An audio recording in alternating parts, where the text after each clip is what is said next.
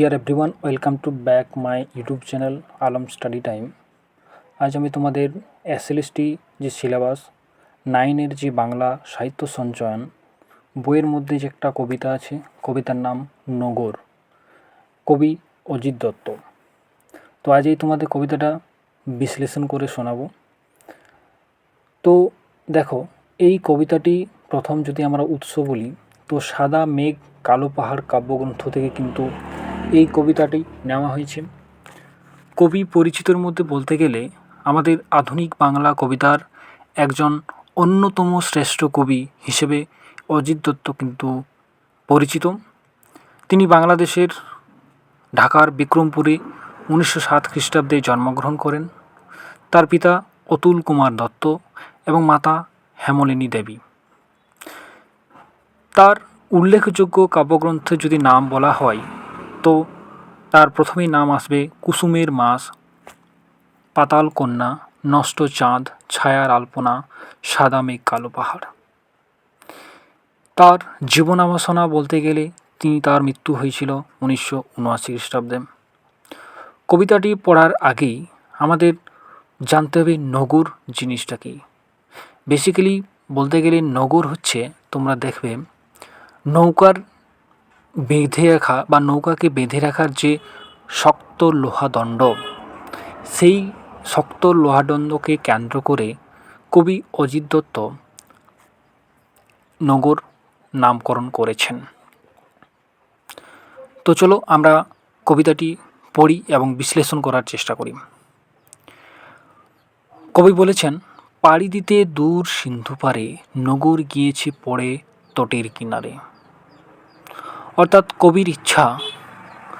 কবির মনের ইচ্ছা সে সিন্ধু পার করবে, কিন্তু দেখা গেছে কবিতার মধ্যে যে নৌকার যে নগর রয়েছে সেই নগরটা তটের কিনারে অর্থাৎ সমুদ্রের ধারে কিন্তু পড়ে আছে বা পড়ে গিয়েছে। সারা রাত মিছে দাঁড় টানি। কবিতা এখানে বাস্তব জীবনের সঙ্গে কিন্তু তুলনা করেছেন। আমরা যেমন অক্লান্ত পরিশ্রম করে সংসার চালাই, তেমনি কবি বলেছেন সারা রাত তিনি কিন্তু মিছে দাঁড় টানে। কারণ একই কবি তো বলেছেন যে নৌকা কিন্তু তটের কিনারে বাঁধা আছে বা পড়ে গিয়েছে নগর, তাও কিন্তু অক্লান্ত পরিশ্রম করছে কবি। জোয়ারের ঢেউগুলি ফুলে উঠে এ তরিতে মাথা ঠকে সমুদ্রের দিকে তারা ছোটে। অর্থাৎ নৌকা যে বাঁধা আছে সে নৌকাতে যে ঢেউ, সে ঢেউ আসছে, সমুদ্রের ঢেউ আসছে, তাকে জোয়ার বলছে। সে ঢেউ আবার যখন নৌকাকে ঠকরে নিয়ে আবার ফিরে যাচ্ছে তার ভাটার পরিণত হচ্ছে। এই জন্যই কবি বলেছেন যে জল তার নৌকাকে ফুলে উঠছে আবার সমুদ্রের দিকে নিয়ে যাচ্ছে।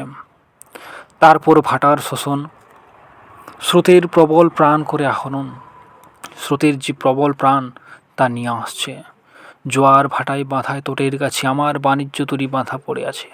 অর্থাৎ কবির যে বাণিজ্য তরী অর্থাৎ ব্যবসা বাণিজ্য করার জন্য যে নৌকা, সেই নৌকাটা কিন্তু বাঁধা পড়ে আছে তটের কিনারেতে। কিন্তু কবি যতই না দাঁড়া টানি, তো যতই মাস্তুলি বাঁধি পাল, যতই কবির দাঁড়ে টানুক না কেন, কারণ নৌকা তো সেই তটের কিনারে বাঁধা আছে।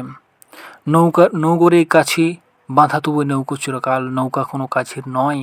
এই নৌকোকে জীবনকে তুলনা করেছে। যেমন জীবন আমাদের সমস্ত সংসার মায়ার বন্ধন বেঁধে থাকে, সেই মায়ার বন্ধন থেকে আমরা মুক্ত হতে পারি না। সেই রকম নৌকা আজ সেই তটের কিনারে বাঁধা আছে, কিন্তু চিরকাল সে মিছে দাঁড় টানছে, অক্লান্ত পরিশ্রম করছে, তবু তার কোনো ফল হচ্ছে না। নিস্তব্ধ মুহূর্তগুলো সাগর গর্জনে উঠে কেঁপে, স্রোতের বিদ্রুপ শুনি প্রতিবার দাঁড়ে নিক্ষেপে।